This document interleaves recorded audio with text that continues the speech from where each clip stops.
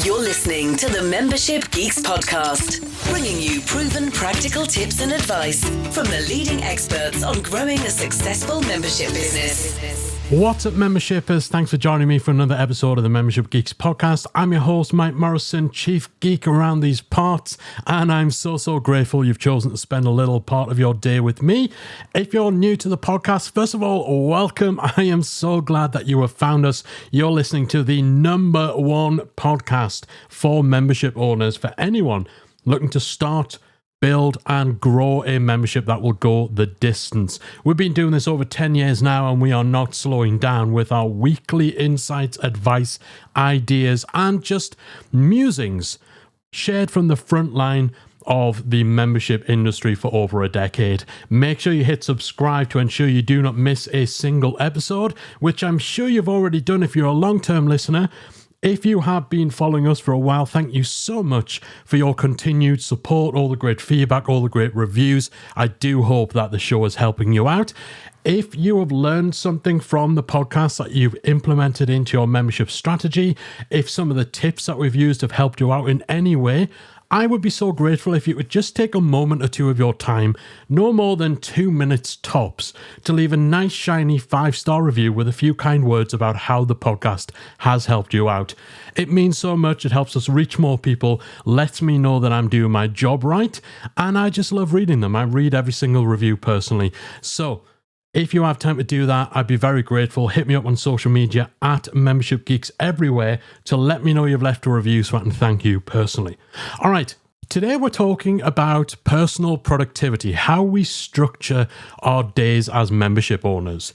Because when you're running a membership, there's so many plates to spin. And I know from our community, from our audience, that figuring out how to structure your day, how to manage everything, how to choose what to prioritize is something a lot of people struggle with. Compared to other types of online business, there is so much more involved in running a successful membership site. Especially if you're doing it on your own, even if you do have a small team, there's a lot of hats to wear, a lot of plates to keep spinning. How in the world do you, first of all, decide where your attention goes, but secondly, actually plan and organize your day to ensure that you get through all the things you need to get through? So I'm by no means the most productive person in the world. I am not a productivity expert. I know several. I've taken advice from them, and I've been in business for the better part of 20 years. Gosh, maybe even longer by this point. I forget now. I'm getting to that age. And so I've picked up a few things. I've tried a lot of different things over the years. I've tried things like the Pomodoro technique, where you work in 25-minute bursts and take a little 5-minute break. I tried the whole getting things done method with index cards and stuff like that, and it just didn't work for me. There's a couple of things that I found useful for me. I want to share them, but I also want to preface this by saying, just because they work for me doesn't mean they'll work for you. I interviewed the fantastic Louise Miller a number of weeks ago, where she shared her productivity tips, and one of the main things that she wanted to instill is the idea that there is no one approach, there is no one methodology that is guaranteed to make you more productive. It just really depends on what fits you. But I want to share what I do anyway. So one of the first things I utilize in terms of kind of deciding where my attention should go and what to prioritize and, what to do with the workload that comes in is I use something called the Eisenhower decision matrix. You might have heard of this. Sometimes it's also called the urgent important matrix. So this is just kind of like a basic framework to very quickly prioritize and figure out what to do with the different things that land on your plate. So the idea is you kind of almost have a 2x2 grid. Across the top, you have urgent and not urgent. Down the side, you have important and not important. And then you simply look at every task, everything that comes across your desk in terms of that grid, and categorize things. So you will have tasks that come in that are both urgent, so they need dealing with now, and they are important. They will move the needle. They need addressing before problems occur. So those urgent and important tasks, those are the ones you push up to the top of your list. You will have tasks that are important, so they are key in your strategy. They are things that absolutely do need doing, but they're not urgent. It's not going to hurt if you leave them a week or two, where you can schedule them for later. You also have tasks that are urgent, so they are timely, but they're not important at all. They don't really move the needle. They don't need dealing with. The world isn't going to really change for you and your membership if you don't do them. But if you were to do them, the task is urgent. It is on a deadline. And then you have the tasks that are not urgent and not important. Looking at all the different things that come across your desk and really thinking about which of these 4 categories do they fit in, where on this matrix do they actually fit, that can help you to decide your order of priorities and also just decide what to do with the tasks as a whole. So the tasks that are urgent and important, well, those need to be done, and they need to be done pretty quickly. The tasks that are important but not urgent, well, these are things that you should be looking to schedule in for further down the road so that you at least remove them from your attention right now. The stuff that is urgent, so it is timely, but it isn't really all that important, well, that's the kind of thing that you can look to delegate to someone else or outsource to somebody else. But the tasks that aren't urgent and aren't important, well, should you really even be doing them at all? Can you just get rid? Take that off your plate completely, turn stuff down, scrap those plans? So starting out with this kind of priority matrix, so you can make a decision on what to prioritize and what to get rid of. What tasks do you just delete? So some people will use this grid to essentially categorize tasks into 4 things. The tasks they do, the tasks they decide on scheduling, the tasks they delegate, or the tasks they delete. Handily comes out as 4 Ds. Do, decide, delegate, delete. Making sure that you're not looking at every single thing on your to-do list equally, you're not giving them equal weight, will really help you to create this hierarchy of what absolutely should be top of the list, what should be further down, and what should perhaps be taken off your list altogether. So that's one of the things that I always try to run anything that comes on my plate, anything that goes on my to-do list, through that decision matrix. I then like to look at those tasks in terms of the actual size. So is this something that can be done in one sitting? Is this just a 5-minute quick thing?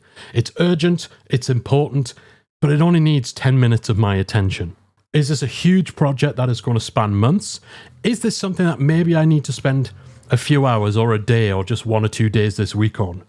So having decided the priorities of essentially the importance and the urgency of what I'm looking at, I'll then try and assess, okay, is this a big rock? I can't remember where the whole big rocks, little rocks came from, but it lodged in my brain. I look at, okay, what are my big rocks? So the stuff that's going to take forever. What are my little rocks? So the stuff that I could get done today. And what are the pebbles? What are the little 5-10 minute things that could be done? So we've already looked at things in terms of their priority. We then look at things in terms of what it'll actually take to get them done. How much time do they need? How much work do they need? Is it a big rock, a little rock, or is it a pebble? Having done that, and again, this sounds like I'm really sitting down with this big, well thought out, checklist of stuff to assess every task. These have just become mental models. These have become things that are in my brain that I now just use to assess things in pretty quick order. But having assessed all of that, that then helps me with the way that I structure my day. So I structure my day using what I call my 3x3 method. I've not come across anyone else who does this, so I am claiming this as my 3x3 method. So if it sucks, I take the blame. If it's good, if it's useful for you, then I'll take the credit unless someone comes along and says, hey, Mike, you do realize this is very widely known, right? So my 3x3 method looks like this. In every given day, my intention, so my default structure for that day, is that I will spend 3 hours just focused on one big task. So that will typically be a big rock. Which big rock it is will be determined by my decision matrix, but 3 hours will be spent on one big rock. I will then spend an hour each on 3 different little rocks. So that's another 3 hours in total. 3 tasks, 1 hour each. And then I will spend 1 hour on 3 pebbles, 3 small tasks.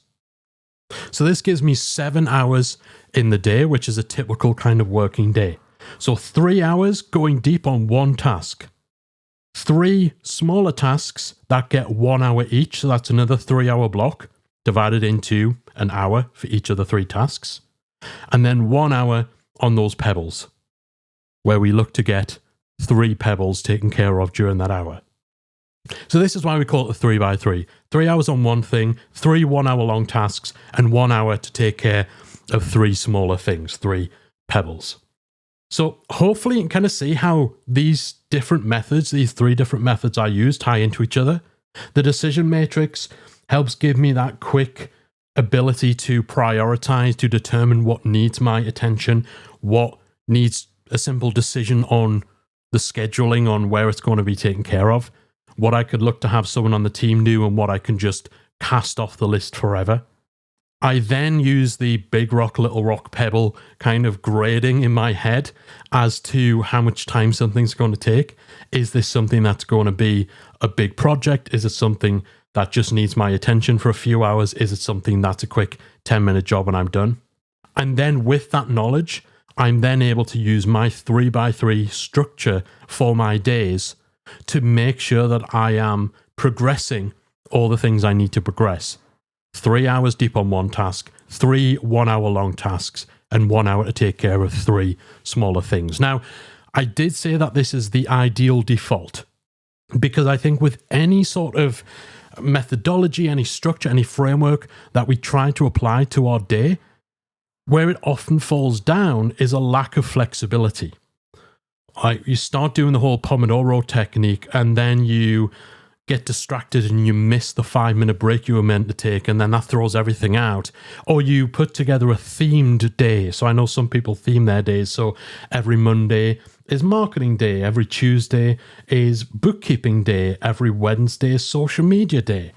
But then something comes up on that day that doesn't fit the theme, but it's highly urgent, it's highly important. So how do you fit that in? And then because you spent 10 minutes on something that doesn't fit the theme of the day, it all falls apart. So rigidity, that lack of flexibility, is what I often have found makes methodologies, structures, frameworks, or whatever you want to call it, for trying to be productive kind of fall apart. So I think the best way to look at anything like this is as the ideal default. On any given day, unless there is something unusual about that day, unless I'm ill, unless I need to break for half of the day, unless I know that actually on this day I need to spend the entire day on one thing. Like on a normal day, the ideal that we are striving for is that 3-3-3. But the world doesn't explode if we have a day where we don't fit that. I think that's the mindset to have, and to not look at it as a failure of your productivity if you need to have a day that doesn't fit into that mold.